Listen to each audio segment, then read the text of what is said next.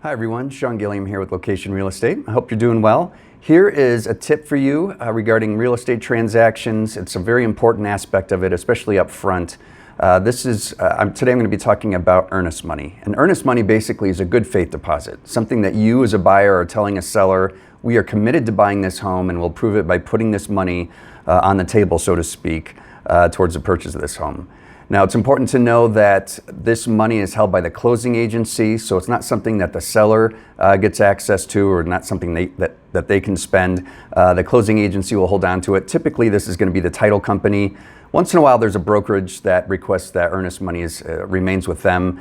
If that's the case, it's not a big deal. They'll hold on to that in their trust account, and then at closing day, they will send a check in the amount of that earnest money to the title company to be part of that transaction. So, but like I said, this is money that you as a buyer have to have up front. So it's got to be money in your account. A few days after going under contract, you'll write a personal check or send a wire transfer to the title company, and they will hold on to it for the duration of that transaction.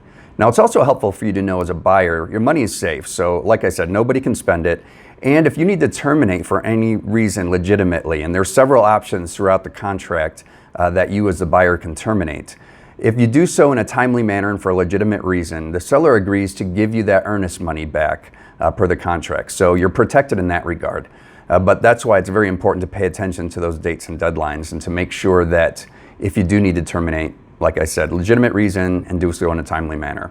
It's also important to get that earnest money in on time. So a lot of times I'll do 2 or 3 days after mutual execution of contract. Mutual execution of contract basically is when the buyer and seller sign off on the same contract and say, okay, we both agree to these terms, we're ready to move forward with this transaction. So 2 to 3 days after that, we need to have that earnest money in to the closing title or closing agency or whoever's holding that earnest money. If you don't, the seller then has the right to cancel the contract and keep the earnest money. So again, it's very important that everything is done on time and in good faith with these real estate transactions. It protects everybody involved, and of course, you want to protect your earnest money. I, as your agent, I make sure we cover these deadlines and get everything done promptly so that we don't put your earnest money at risk or risk any of your assets as far as purchasing a home.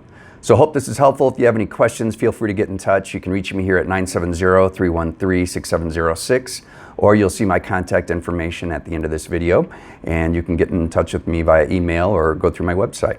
We'll look forward to talking to you soon. Take care.